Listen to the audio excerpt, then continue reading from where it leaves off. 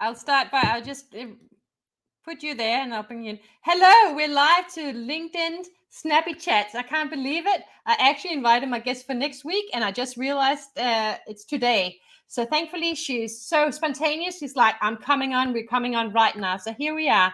I'm Christine Bell and I'm a customer strategist and I'm all about helping clients understand the competitive edge, the messaging, the unique value proposition, the brand, etc. We're not talking about that today. This is about Snappy Chat. It's about learning and growing together.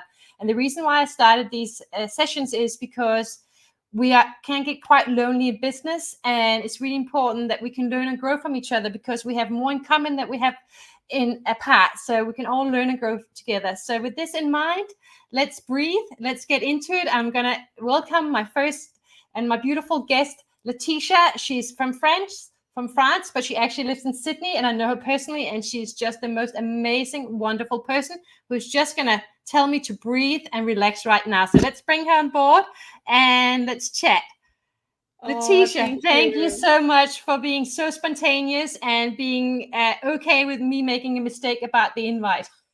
It's all good. It was meant to be today, right? Not next week. That's all good. It's meant to be today. We'll see how many people show up. Sometimes they don't show up and they show up later. It's all good. Whatever is meant to be is meant to be.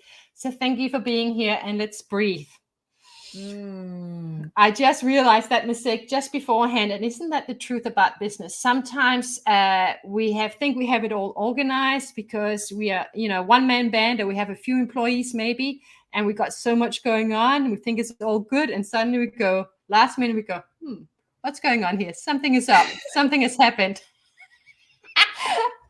And that's exactly my learning today. So thank you so much for playing ball. I really appreciate it. Now, you are amazing. I met you about maybe 7 months ago in a new networking group in Australia called One Roof, which is an amazing group with lots of female entrepreneurs. You stood out as a bright light because you're all about business and strategy, which of course I love, but more than that, you're about being intuitive. You're about leaning into who you are. You're about taking a step back and not get to burnout, which is something I suffered from in my career as well 8 years ago. And I didn't even know what it was. Yeah, I just walked out. And then I saw you wrote a beautiful book, which I've got right here. I am almost done with it and I'm learning so much from it. And it's reminding me so much about leaning in, finding your tribe, really connecting with yourself again in business. So with this in mind, please share a little bit about yourself and tell the world what you're all about, please. Thank you. Thank you, Christine. Thank you so much, first of all, for this introduction and for having me on your show. I love the snappy chat. Like, this is so good and this is so you. You're so, get to the point, and I'm excited for this. So thank you so much. So I am Laetitia Andrac. I am born and raised in the south of France, and I moved to Australia about 10 years ago after burning out in strategy consulting. And I just changed my entire life because I truly believe that you can start changing your habits and your ritual within an environment. But then if the environment is not supporting you in this change, you need to change your environment. And I was called to move to Australia. It was a really intuitive move. So we packed our stuff, rented our apartment in Paris, thinking we would stay in Australia for 2 years. But it's 10 years now. And we have 2 young daughters. So I have a 7-year-old and a 5-year-old who are more Australian than I am. So they correct my French accent the whole time. But yeah, this is me. I live on Dawa country, close to Sydney. Wonderful. I love that. So in terms of, and you've been in business for yourself for a few years, and I know from reading your book, you've had a few other attempts at running businesses and creating businesses and learned a lot from it as well. So I know you, and you've had an amazing career in management consulting, and worked for some of the big telecoms in Australia as well at a very high level. So I know that you have faced so many challenges. So we could talk forever. I know that for sure. But if you had to pick one big challenge that you have seen working with small business owners again and again, what is one of the big challenges that you see and perhaps you faced yourself as well that we can all learn from? That's a very good question. And I think the main challenge that I faced myself and I see many business owners facing is actually not following through. So you have this beautiful idea, you want to go and launch this offering, launch this startup, launch this new software. and then it stays at an idea stage. And this is what I have seen being my own mistake for quite some time. I wanted to run this business when I moved to Australia 10 years ago, but I didn't back myself. So I went and did 3 other startups, which were not really what I wanted to do. But I was just like, oh, it's with other people, so I'm just going to partner with other people and then it's going to be easier. But actually, no, I needed to go after my own vision, my own idea, and following through with it. So I see a lot of people starting and straight away stopping, when actually you need to follow through. You really need to go through the whole process. And it's not easy. I'm not here to say that entrepreneurship is an easy route and you're just going to enjoy your life. It is definitely not for the faint-hearted. It's really, really a beautiful journey, but it asks you to be resilient and follow through. So when it's hard, just follow through. And even yesterday, I was doing an author talk in Aria Hartog, which has been on my vision board. When I was writing my book, I was like, I will do an author talk at Harry Hartog Bondi Junction. And yesterday it happened. But when I was going through the process of putting this author talk out there, I didn't get as many sign-up as I was hoping to get, but I just followed through. I didn't cancel it and so on. And then actually we had more people than I was expecting. And it was a beautiful energy. Even the Harry Hartog manager said it was one of the most beautiful author talk we had in a while. So I could have stopped and been like, okay, let's cancel it. We don't have enough people coming. But no, I followed through. So it's really about always following through, because until it's finished, it's not finished. So you need to keep going. Absolutely. Wholeheartedly agree with that. And you know what? There's a key. Let me just stop something. Sorry, the phone came and just cut out. Typical when we are on live. This is really important what you're saying, and what I'm also hearing, you said so much that I really want to delve into. One thing is this whole thing around following through, and you said, well, you started 3 different businesses, and the word kept coming up to me as well, which I think is something I've had to learn as well, is we have to follow through, and part of that is actually trusting what we're really about, instead of going, oh, this probably is a better business idea, or this might be a better way to be successful, but then coming back to going, no, what's true to me? What am I really passionate about? What really resonates with me? Yeah.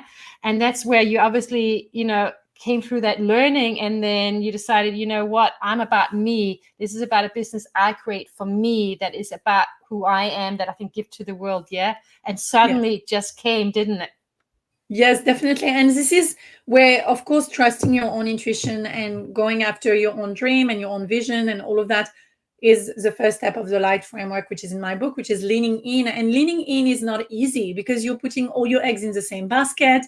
You're being very vulnerable. You're putting yourself out there. You're like, hey, I'm doing this by myself, and it's going to be successful this time because I know I'm doing it in the right way, which is my own way and an aligned way. So it's not easy to follow your intuition and trust yourself. Yet when you do it, I have seen this over and over with thousands of entrepreneurs that I've supported now. It's when they really connect inwards and it's coming from them, then it's always a beautiful journey, because they are connected to their why and they are connected to their own vision, their own passion. And you really need to create a business you love. You don't need to recreate a 9-to-5. Create a business that you really love and you don't want to be an employee at. You want to be the leader, what I call the sacred CEO, someone who really kind of stand and take it out there. Yeah, I totally hear you. And what I'm also hearing, and this is something I've had to learn, so I will share a little bit about myself too, is this believing in yourself, which is what I was lacking. So I started my business 8 years ago. I was burned out. I just needed to work for myself. It was as simple as that. Didn't really know what to do, but I started bringing in work and I started bringing in clients, big clients, which is doing what I was used to. And then I started networking at the same time about 6 or 7 years ago in Sydney, and I started meeting a lot of small business owners. And I'm like, gosh, there was something in my heart that went, you know what? I want to help small business owners succeed, yeah? And it's not easy. And I knew I had something to help them, but I didn't know what that looked like. And 2, I didn't believe in myself at the point that could I offer them something, yeah? And then someone said to me, he said, start your meetup group. I'm like, what? He goes, just start it. And just put yourself out there. And I'm like, okay, and I went to do talks at WeWork, and I was, used to presenting to big clients, but I was within the comfort zone of working for an agency. And suddenly it was me presenting me. And it was like, wow, I have to trust and believe in myself. And I started doing free classes.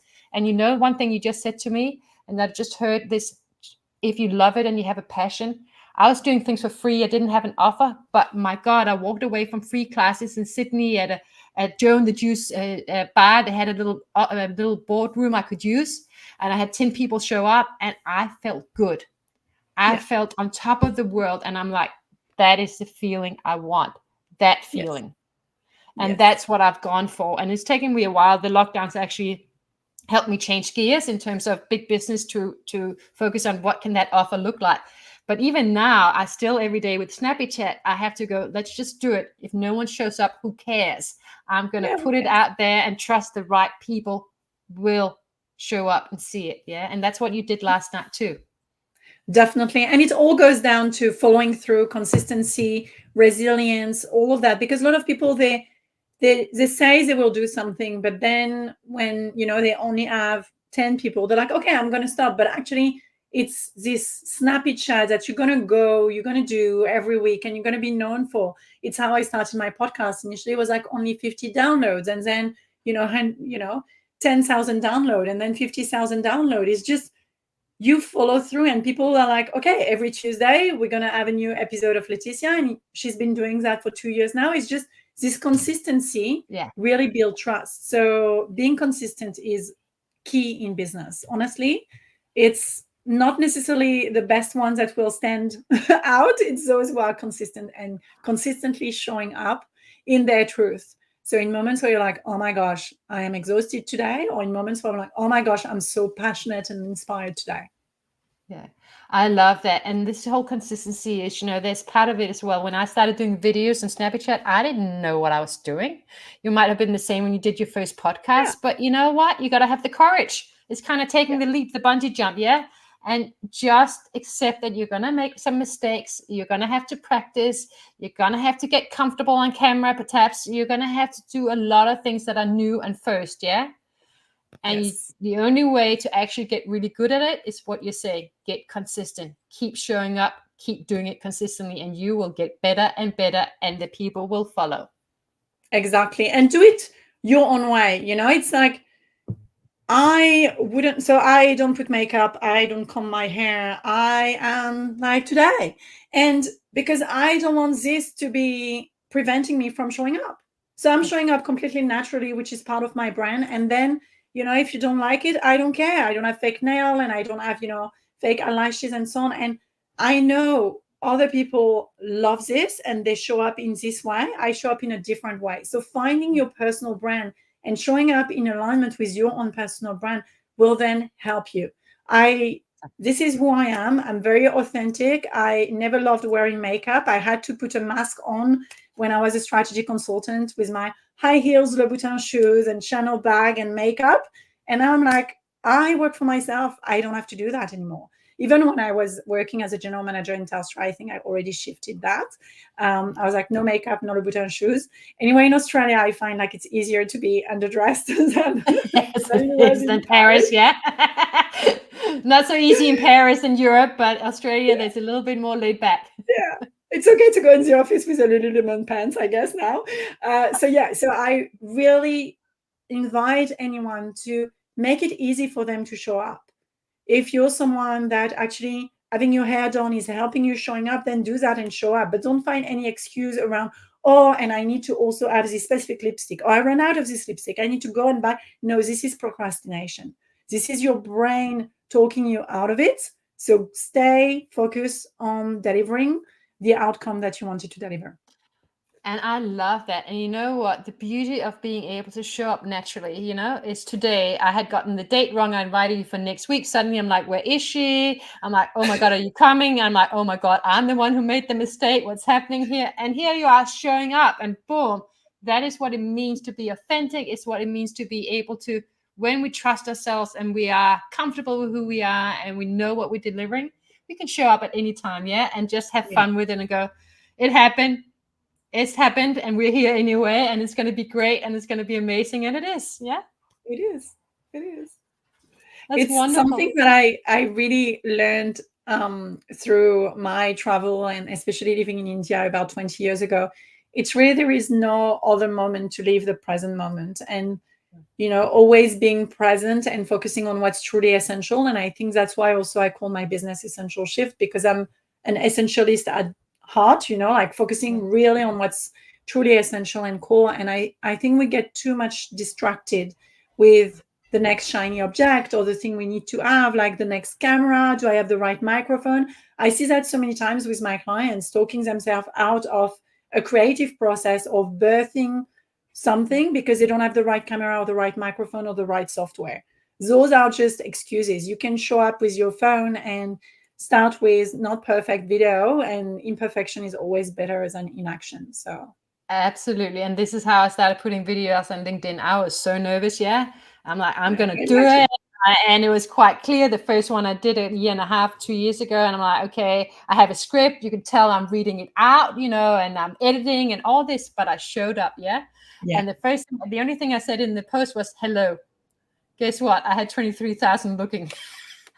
And I showed up, and everyone was like, this is cool. This is great. You showed up, and then you get better. So there's always an excuse for why we can't do things, or we get like, why is it not happening right now? Yeah. But if we just keep showing up, like you said, it's all good. Now, one thing I love about you, which I'd love if you don't mind me sharing a little bit more before we finish up, is you talk about really connecting with your intuition. And you told me the story before. I've listened to you in a speaking gig before around really coming back to your roots and learning to really hear your intuition and recognize your intuition versus your ego. What is any advice you have to people listening today or listening in the replay? Yes. So we tend to confuse a lot intuition with ego, intuition with fear, intuition with anxiety. So what I invite anyone who is listening to this is just starting noticing those subtle shifts within you. And at the beginning, if it feels like it's your ego talking, just write it down and don't follow through. And if you follow through and actually you're like, no, it's my intuition talking to me, start noticing this. Because at the beginning, what's happening when you reclaim your intuition, you're getting your intuition confused for other feelings. Because your intuition, when you're really connected to it, feels like peace. But if I'm telling you, your intuition will be like a and this peaceful moment, like I feel it because I'm very connected to it. Maybe for someone else who is just starting, their intuition feel like a bit of a fear or a bit of an anxiety or a bit of their ego talking. So just write it down and notice those shifts. And I have a meditation attached to the book where I help you connect with your inner compass, your intuition as your inner compass. So you can listen to this intuition to reconnect with it.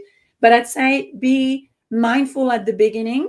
Your intuition may not be expressed in the same way as someone who've been using their intuition for a long time. So also reconnecting to your roots, as I say in the book, and reconnecting to you as a young children and how did you make decision intuitively may help you. But if it's really hard for you to reconnect to that younger self, really starting noticing the little subtle shift. So I have a synchronicity journal, and I always invite my clients to have so many journals, but to have a synchronicity journal. So a journal where you write those subtle shifts where you're like, oh, this is my intuition talking, but I'm not sure yet. And then you ask for a sign. And then you have this sign. So maybe it's like, oh, I feel intuitively called to, I don't know, reach out to this firm to offer a consultancy gig.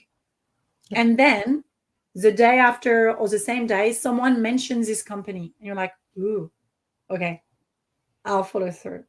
I'm just going to send this email. I'm just going to send this kit. So really noticing the little signs that will confirm that it's your intuition if you're not yet ready to trust yourself. I love that. And you know what? With the Snappy Chat, the way it happened for me was someone said to me, you need to start doing live events. I'm like, live events, what should I do? And I just let it go. And then January in 2023, I don't know what I was doing, but suddenly I just had and it was literally a thought out of the blue. Yeah.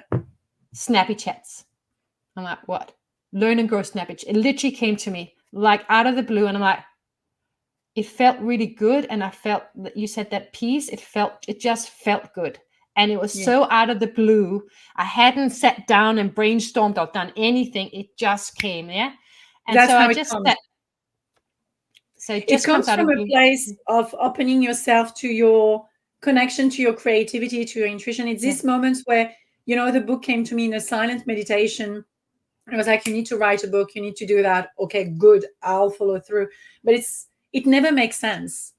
But it's actually the beauty of your intuition speaking to you. It doesn't make sense, but it feels like, this delicious cake that you're savoring. It's like, this is what I want. It feels good. Yeah, exactly. It's that feeling like, gosh, this is out of the blue, but it felt good. It's like, I kind of want to do this. Yeah.